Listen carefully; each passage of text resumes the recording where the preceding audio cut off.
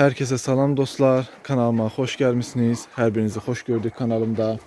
Dostlar bugün sizlere kış aylarında toyuqları yumurtadan yem tarifi. Yani hansı yemlerle toyuqlarınızı yumurtlada bilərsiniz və yaxud ki qış aylarında hansı yemləri verməlisiniz ki toyuqlarınız yumurtasınlar.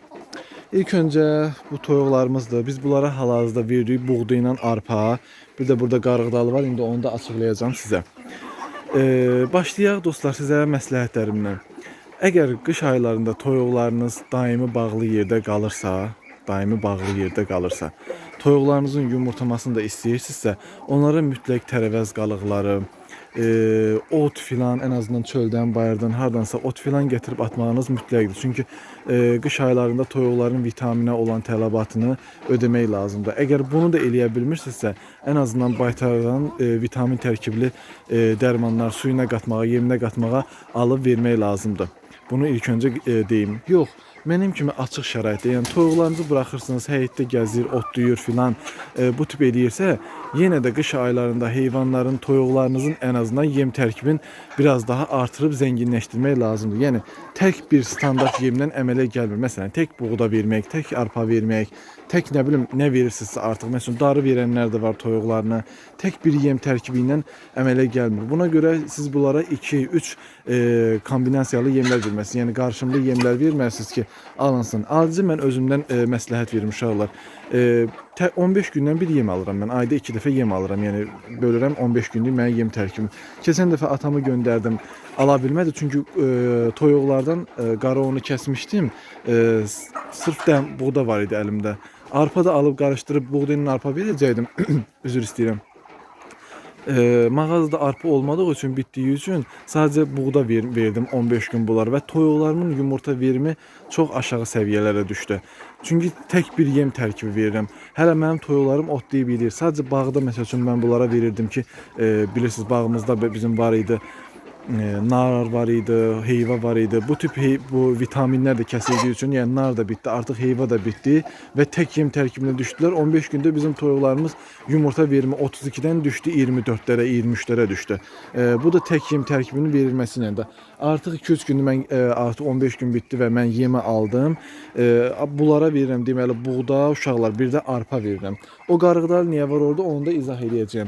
Buğda ve arpa qarışığını verirəm. Arpa heyvanların qış ayında yumurtlaması için mükemmeldir. Çünkü arpa buğdaya nisbeten biraz daha gez həzm olur. Yəni toyuqları məsələn artıq gecələr biraz uzun olduğu için buğda yedizdirirsiniz. Yerlərə gələndə səhərə kimi aca bilirlər. Amma arpa biraz geç həzm olduğu için toyuqlarınız gün içinde 24 saat daim tok olmuş olurlar. Buğdanı da veririk. Buğda da bunlar için mükemmeldir. Yəni yumurtlaması için həqiqətən xeyirli bir şeydir, xeyir göstərir bunlara. Arpa ama bu qış aylarında buğdadan daha önemlidir. Hem de heyvanlarınızın biraz yağlanmasına getirip çıxarır. Qış aylarında heyvanlarınızın yağlı olması çok önemlidir. Arıq toyuq soyuğu daha tez hiss edəcək. Yağlı toyuq isə soyuğa bir qədər daha davamlı olurlar. Ona göre heyvanlar da soyuq olduğu anda, soyuq hiss etdikləri anda yumurtadan kəsilirlər toyuqlar. Ama arpanı veririk, heyvanlarımız da biraz yağlandırırıq ki, soyuğa daha davamiyyətli olsunlar. Əgər toyuqlarınız arıqdırsa, burada görürsünüz qarğıdalını görürsünüz. Toyuqlarınıza qarğıdalı da verə bilərsiniz. Qarğıdalı həm arıq toyuqların yumurtamazda kömək edəcək, həm də uşaqlar toyuqlarınızın yağlanıb soyuğa qarşı daha davamiyyətli olmasına kömək edəcək. Bunu da deməyi unutmayın sizlərə, çünki bu mütləqdir. Əgər heyvanlarınız arıqdırsa, mütləq şəkildə qarğıdalı verməyinizi məsləhət bilirəm. Arpa ilə də kökəldə bilərsiniz, amma qarğıdalı onun elə bir məsəl üçün bir var, videonu 2x sürətdə izləməyiniz göründə. Yəni kökəlmə bir var yavaş-yavaş kökələ, bir də var ki qarğıdalı versiniz 2x, yəni 2 qat daha sürətli kökələcəklər. Mən hal-hazırda toyuqlarıma qarğıdalı vermirəm. Niyə vermirəm? Çünki mənim toyuqlarıma ehtiyac yoxdur qarğıdalıya. Mənim toyuqlarım yetəri qədər kökdülər. Mən bunlara artıq qarğıdanı versəm uşaqlar, bunlar ekstra kökələcəklər. Mən o ekstra kökəlmə mənə lazım deyil. Çünki hər şeyin çoxu zərər etdiyi kimi, yəni çox kök olmasında ziyanı var. Çünki çox kökü olan heyvanlar yağlanır ve yumurtadan kəsilirlər. Artıq tembelleşirlər, yumurtadan kəsilirlər. Ona göre heyvanlar da çox kökəlməyin adı yoxdur. Yəni normal çəkidə və normal yağlılıqda olan heyvan həm yumurtayır, həm də soyuğa daha yaxşı, daha davamiyyətli olurlar. Bunu sizə deməyi mən özümə tövsiyə bildim. Ayrıca heyvanlarına artıq mən bilirəm ki, bizim rayonda da darı verənlər də var. Bunu eşidirəm. heyvanlara darı verənlərdə darı da çox yağlandırıcı şeydir. Yəni heyvanlarınıza darı verirsinizsə əgər bunu da məsəl üçün qarğıdalı qədər elə bir yağlı bir şey kimi deyə bilərəm sizlərə. Yəni o da heyvanı yaxşı yağlandırmağa, kökəlməyə kömək edir.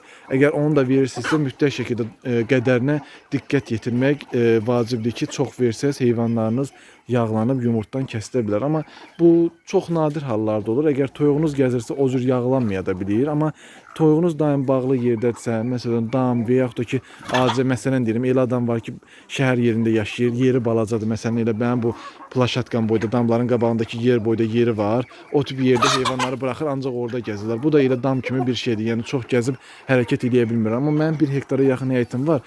Bu həyətdə toyuqların kökəlmə kimi bir necə deyim, şansı yoxdur da. Yəni nə qədər yedirsiz, çünki gəzirlər, atlanırlar, tullanırlar, ağacın başına çıxırlar.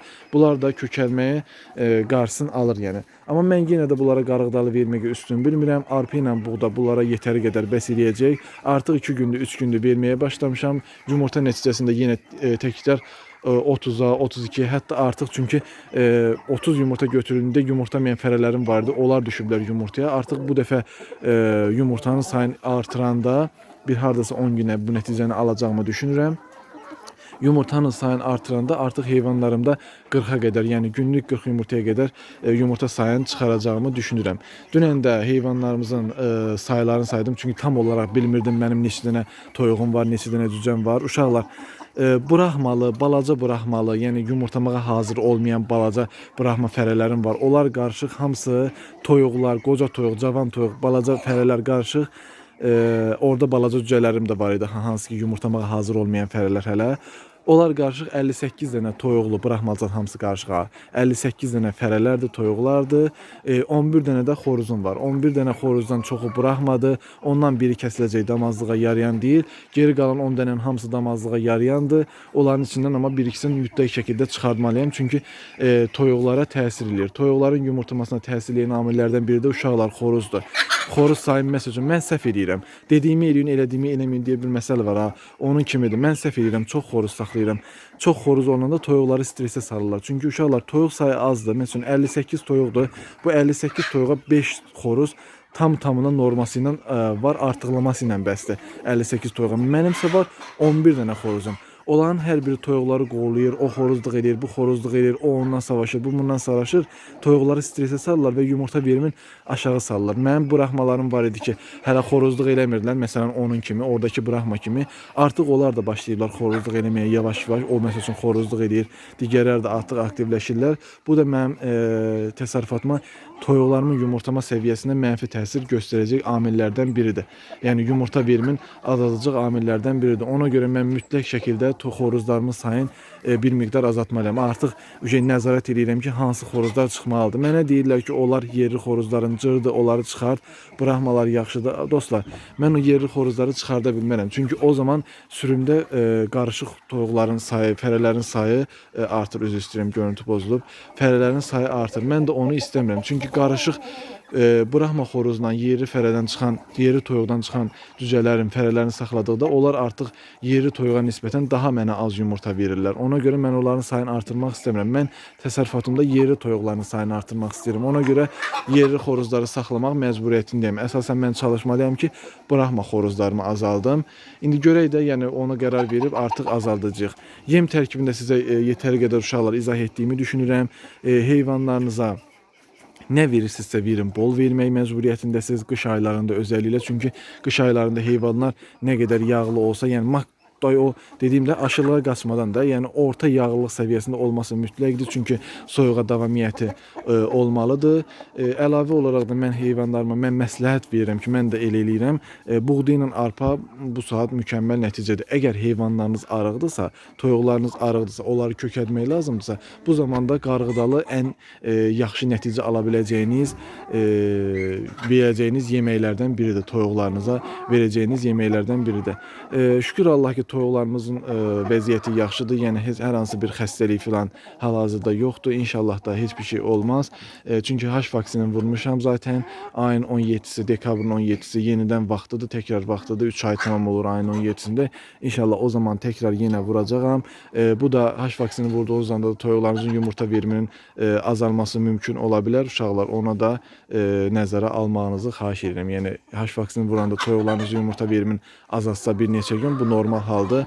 Bundan heç də narahat olmayın. Belə dostlar, uzun-uzadı videonu uzatmayacağam. Dediyim kimi toyuqlarınıza bu yem tərkiblərini versəz mütləq şəkildə yumurta verimini artıracaqsınız. Qış aylarında bunları vermək önəmlidir. Artıq havada qaralır, yəni çox qaranlıq düşmədən, sizin də görüntünüzü canınızı sıxmadan burada sonlandırıram. Abunə olub like atmağı unutmayın. Bildirimləri də mütləq şəkildə uşaqlar açın ki, paylaşdığım videolardan xəbəriniz olsun. Videolarımızı çox xahiş edirəm, sona qədər izləməyi unutmayın. Çünki siz videoları yarıda kəsəndə mənə ziyan olur. Yəni çalışın videolarımızı da sona qədər izləyin. Bunlar da lal ördəklərimizdir. Videoda onu da qeyd edim. Uşaqlar, dünən bu ördəklərdən 7 dənəsi göldə qalmışdı. Biri gəlməyib səhər. Yəni biri nəsə tutub. Bu balaca ördəklərimiz var idi. Yaş olaraq ən balaca ördəklərimiz. Onlardan da biri təəssüflər olsun ki, dünənləri göldə nəsə tutub. Onu da soruşdunuz nədir uşaqlar? Ora bir dənə qovağa ağac əkmişəm. Onun yanına da bir vedrə qoydum, köhnə vedrə, başı olmayan. Amma ördəklər gəlib onun qabığını ditdilər, zayilədilər. Ona görə o meşoxu başına keçirmişəm ki, onu didib zayiləməsinlər qabığını. Çünki burada olması çox önəmlidir. Onu da gələcək videolarımda paylaşdım. Çünki bura biraz ağaclıq olmalıdır ki, sərin olsun. Bura ilə bağlı qəşəng planlarım var. Belə dostlar, uzatmayın, videonu da sonlandırım burada. Təşəkkür edirəm izlədiyiniz üçün, like atdığınız üçün minnətdaram hər birinizə. Çox sağ olun.